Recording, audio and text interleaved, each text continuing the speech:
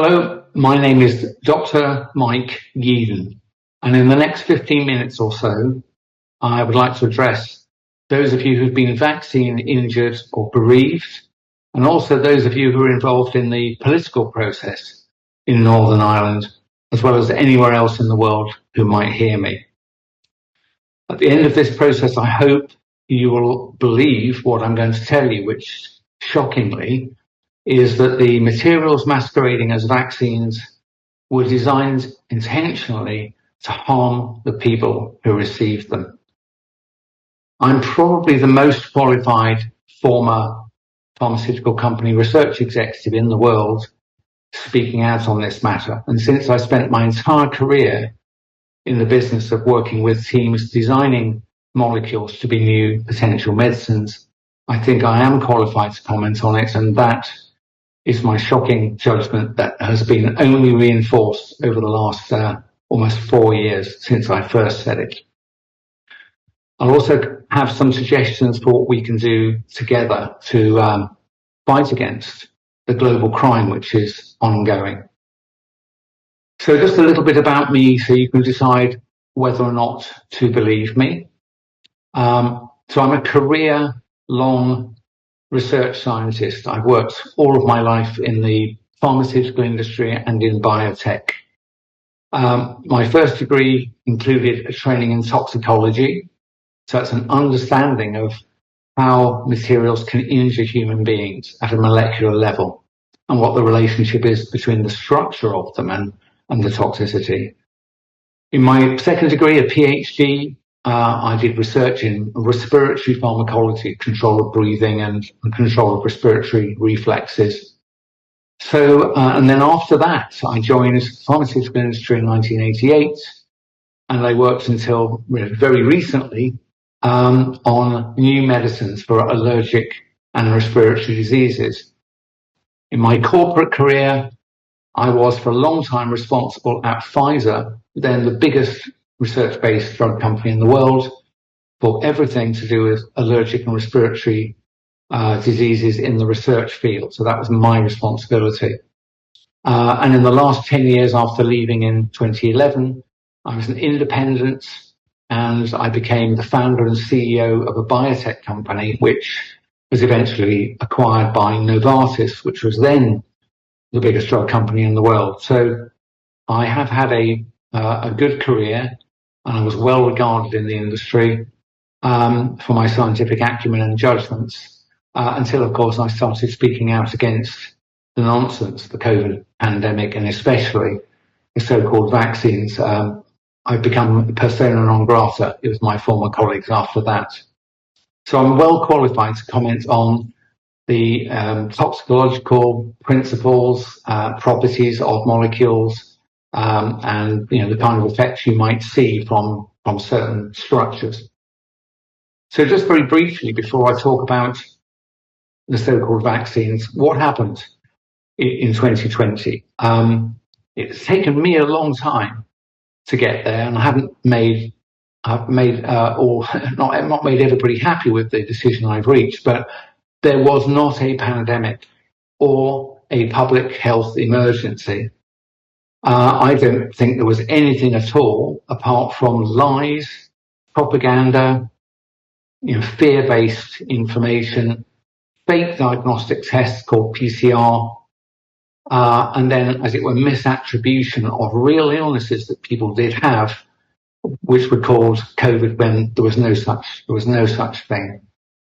But what happened shockingly was that after the World Health Organization's chairman called a pandemic, which was not true. There's never been a pandemic, won't be pandemics, they're immunologically impossible.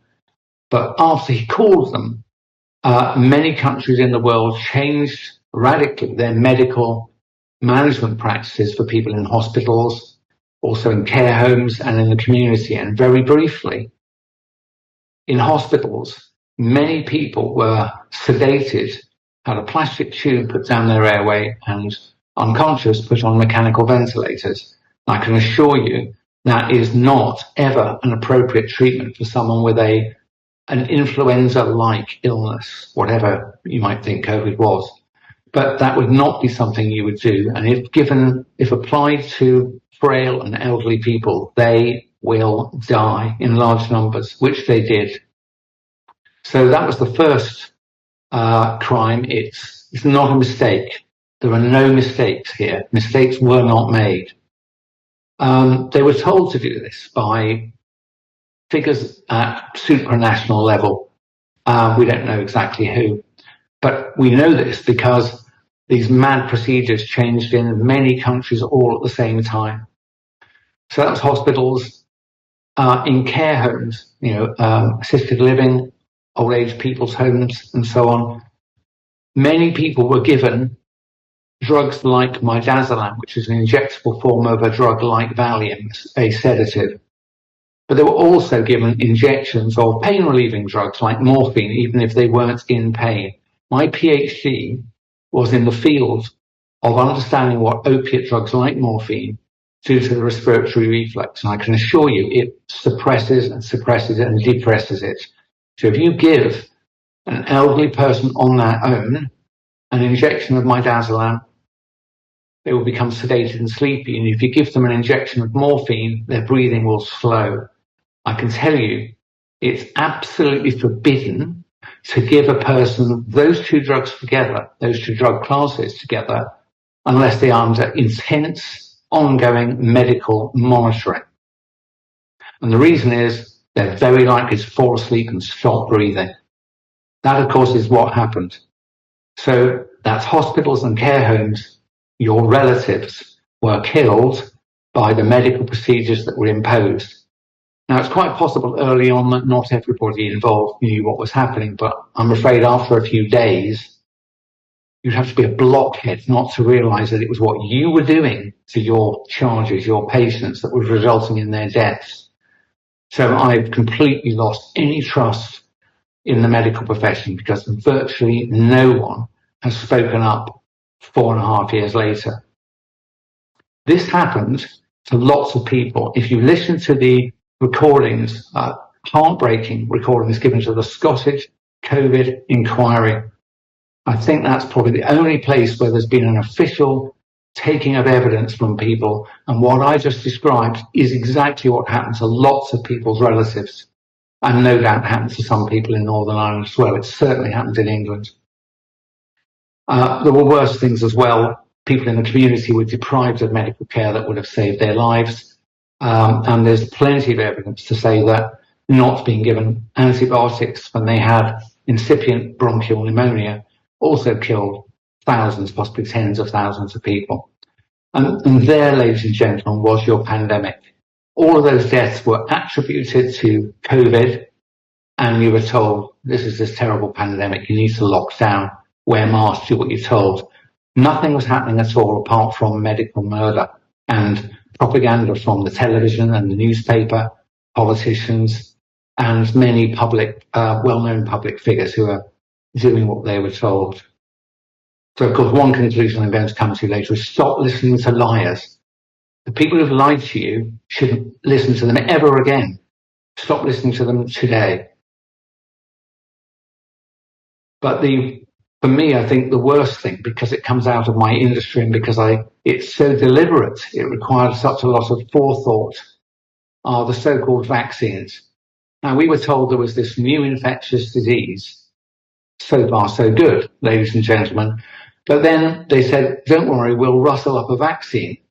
And they did so in about 10 months, something like that. I can tell you, after spending a career in this industry, you can no more make a baby in 1 month with 9 women than you can make a complicated biological product in 10 months. It cannot be done. It was not done. They did something else. They created materials which were essentially injected poisons. They were not vaccines. There was never anything to vaccinate against. And when you've listened to what I've just told you, you know that must be true, because you can't do something in 10 months that normally takes 6 to 12 years. Medicines are not put together randomly. They are built, and they're built by people who are discussing with colleagues, work out what kind of materials, what kind of structures, what kind of formulations, what kind of doses you would need to add in order to hit a particular molecular target, to have a chance of a particular therapeutic goal being reached without unacceptable side effects. That's called rational design. And that is my whole career, ladies and gentlemen, from my undergraduate days to today. So when I look at the design of a medicine, whatever kind it is, and look at the design on paper and its composition, the structures and so on, it is as if I'm looking over the shoulder of the designer, someone like me, someone with my qualifications, designed these things. So when I look at them, I'm looking over the shoulder of the designer, and I can discern something of what their objectives were. What were they trying to do? And I came quickly to the conclusion that they wanted to bring about toxicity that would injure, kill, and reduce fertility. There aren't any other alternatives. And remember, there was no public health emergency. So I'll just give you 3 examples. I'm not going to be too scientific, but 3 things so you can check them. The objective of these so-called gene-based vaccines was to inject you with a genetic sequence for something called spike protein. Now, it doesn't really matter what spike protein is, if it's real, where it came from. The point is, it's a genetic sequence for a protein that doesn't belong in your body. It's non-self, it's foreign. Your immune system is a wonderful work of God and nature. It distinguishes self, things that are meant to be inside you and are fine, from anything else, foreign, non-self. If you inject a person with a genetic sequence that instructs your body to become a factory for some protein that doesn't belong in you, your immune system will detect that, and it will attack every cell that's done that instruction and kill it. Now, these materials, when injected in your arm, didn't stay in your arm. They traveled around your heart, your lungs, your kidneys, your brain, your ovaries. And in every place it landed, if it was taken up and expressed, your body registered that as foreign invasion, and it attacked and killed every cell doing it. There is no other possible consequence from doing that. So that's step 1, and no one can argue that's not what they did. That is the design of them. They also picked a particular protein. I'm not really sure where spike protein came from, if it's really real, but proteins like the one they claim was encoded in these gene-based materials are known to be toxic. There are loads of experiments, lots of published experiments, showing that proteins like that one cause blood coagulation, damaged nerves, damaged heart tissue. So they injected you with something that would make your body make a protein that doesn't belong there, knowing axiomatically, automatically, unavoidably, your immune system would attack that. It would be like rejecting an organ transplant. Your body would say, that's foreign, it's got to go. Uses your immune system to kill it. And then they also inject you with something that's inherently toxic. So if it got out into your body, or wherever it was made, it would harm you. And I've got a third one that cannot be argued with. At least the mRNA products from Pfizer and Moderna were encapsulated in something called lipid nanoparticles. It's really a blob of fat, complicated technical blob of fat, but that's what it is after all. And what that material did is allowed your injection to glide all around your body across all biological barriers and get everywhere in your body. Which of course is not what you would want, is it? For something that they told you was inhaled into your nose and lungs. But no, it went all around your body, into your brain, blood vessels. But in particular, I need to tell you, there were publications that are now more than 10 years old in peer-reviewed journal articles. Well, I'm skeptical about whether they're always very honest, but there were peer-reviewed journal articles showing that lipid nanoparticles were recognized over a decade ago of having a particular property, which you're not going to like to hear, which shocked me when I learned it. They tend to deposit their payload into the ovaries. That is exactly what happened with these injected materials. There was at least one study performed with the Pfizer agents for the Japanese regulatory authorities, and lo and behold, the material accumulated in the ovaries of the test animals. That is what's happened, ladies and gentlemen, to every woman and girl injected with these materials. And remember what I said about designing molecules to do things deliberately with objectives in mind? They picked lipid nanoparticles knowing they accumulate the payload in ovaries. It's not an accident. Mistakes were not made. So I tell you, as a professional who spent his whole honest scientific career in an industry I did not realize was corrupt, trying to make experimental medicines for respiratory and allergy diseases, that my experience tells me that there are multiple independent, unnecessary, and obvious mechanisms of toxicity built into these so-called vaccines. And then, by sheer luck, all four companies, Moderna, Johnson & Johnson, AstraZeneca, and Pfizer, all chose basically the same formula for their so-called vaccines. That would never happen if it was real. For a start, I would call my opposite numbers and say, we should do different things, because if something goes wrong, if we're wrong in an assumption, all of the so-called vaccines will fail for the same reason. We should do different things. It's called diversification. But no, they all did the same things because they're just lying. They were making intentionally dangerous materials, passing them off as vaccines, jabbing you and your children. And that's what they did. Of course, I didn't get injected, neither did my children, and most of my relatives. Some of them didn't believe me. I'm afraid they've been injected too. So, big picture, what happens? I think from the research I've done, and of course, I'm an expert in research and development, not in politics, but I believe that very wealthy people, the kind of people who run foundations with names, have planned, as have their antecedents for a couple of generations, to take over the world, to remove the freedoms of ordinary people like us that they regard as useless eaters. They don't want us around anymore. And their intention is to strip us of our freedoms by persuading us that there are very frightening events occurring in the world and we need them to lead us to safety. There are documents you can find from a group called the Club of Rome, who in the late 1960s were commissioned by some of these people who run nameless global foundations that have hundreds of billions of pounds of worth. They were asked to come up with scenarios that would produce challenges for countries that couldn't be solved by countries on their own. So they would have to look outwards and upwards to supranational solutions.